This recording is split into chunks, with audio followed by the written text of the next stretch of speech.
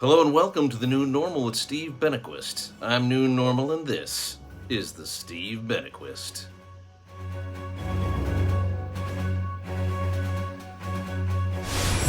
Welcome to the New Normal Studios. I'm so glad to be with you today.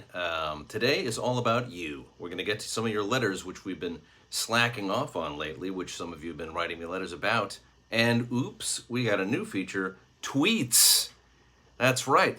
I don't know how everyone's been getting my address, but all we've gotten is letters so far.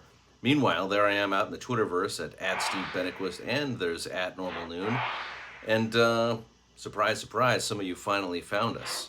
We're going to check into all that right after we get to my personal new normal, as we always do on this show, whose mission statement is to be your quick and handy guide to the ever-shifting new normal of these early 20s.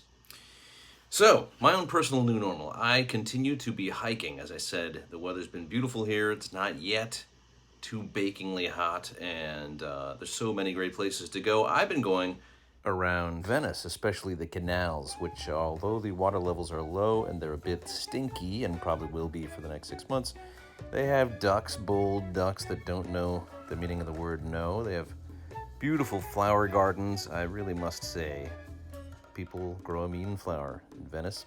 And there's a special garden, a disused plot that was turned into a tiny park to attract monarch butterflies who eat milkweed and they're endangered.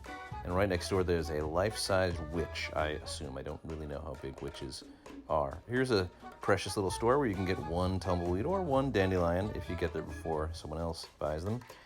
And if you have a pet from Elizabethan times, this is where you shop for them. Moving on to letters. Our first letter regards an animal that I imitated the cry of in the hopes that one of you would be able to help me figure out what it was.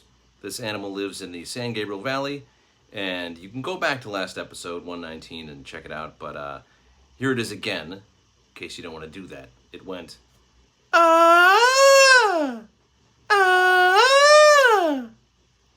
Now, first up, we have a couple of nature lovers here, or one at least this week, who think they know what it is. All right, we have Dave from Tonawanda, New York, who says, "Hey Steve, love the show.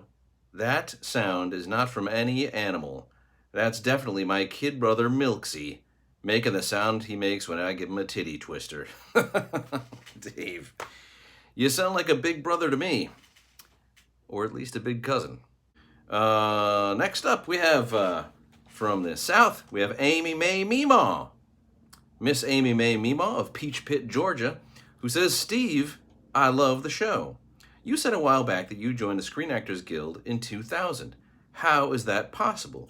Aren't there child labor laws?" Amy Mae, I'm not as young as I look. Who could be? But I do play young, and I played young back then, and when I was younger.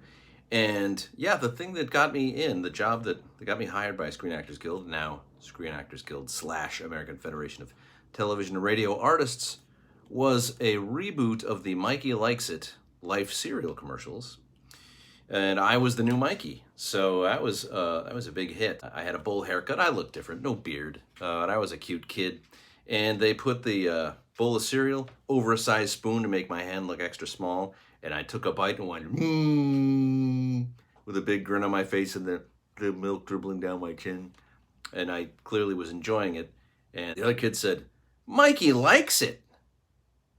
And for those of you who may say, that's not really acting, that seems easy, you shouldn't have made $100,000 from that, I say to you that I was in it. I was in it. I had to respond to the name Mikey, and my name's not Mikey. Just ask Tony Danza why he plays characters named Tony in every project he does. All right, moving on to a different subject. We have Guadalupe in Fairbanks, Alaska, says, "What happened to that accountant who wanted to do your taxes? Did you hire him in spite of his fake Jamaican accent?" Well, Guadalupe, I feel bad that you have to say "in spite of," although that was, frankly, my hang-up. He sent me one more voicemail, and I never did get back to him, but here, I'll just play it for you.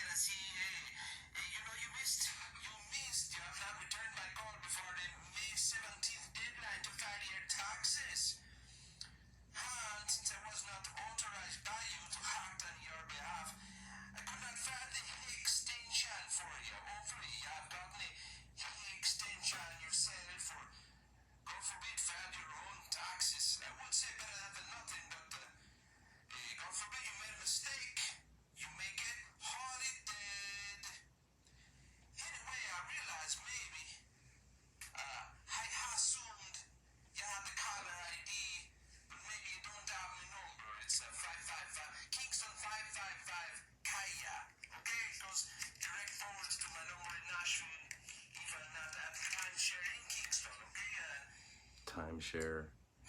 Even if you don't need help with the taxes, you just want to get together, have a red stripe, and do a little toasting.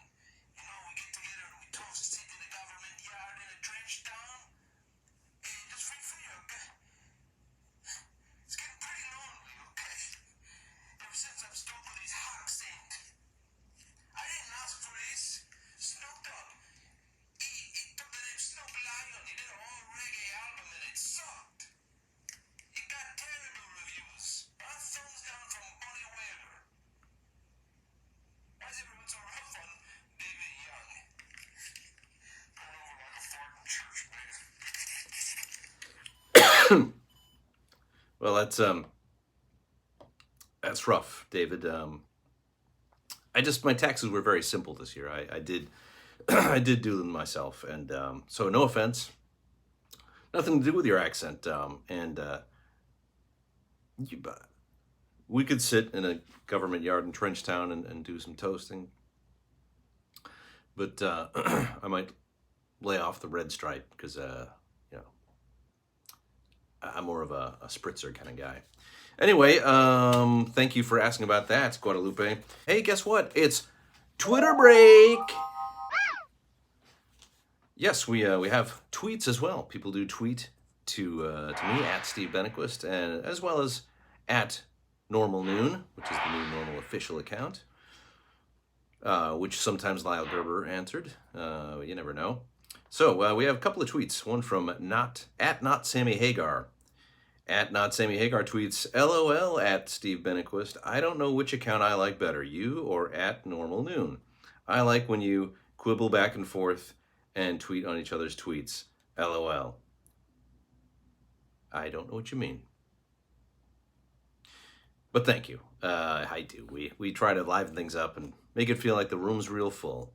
All right, next up we have a tweet from at I Can't Drive 55. At I Can't Drive 55 tweets, what's up with Waba Grill, Steve? It seems like a clear ripoff of the amazing Sammy Hagar's Cabo Wabo brand. Dude should sue. Am I right? Well, that seems a little weird that you would take such interest in business affairs of singer Sammy Hagar, formerly of Van Halen. But yeah, I guess they're kind of similar. And we have a letter from Pat in Flat Plains, Kansas.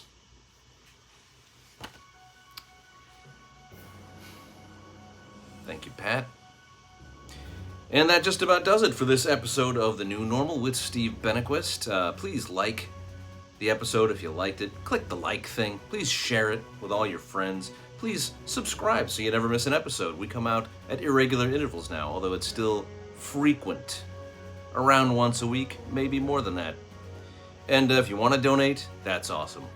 All right, till next time, I'm Steve Benaquist reminding you that if it ain't new, it ain't normal.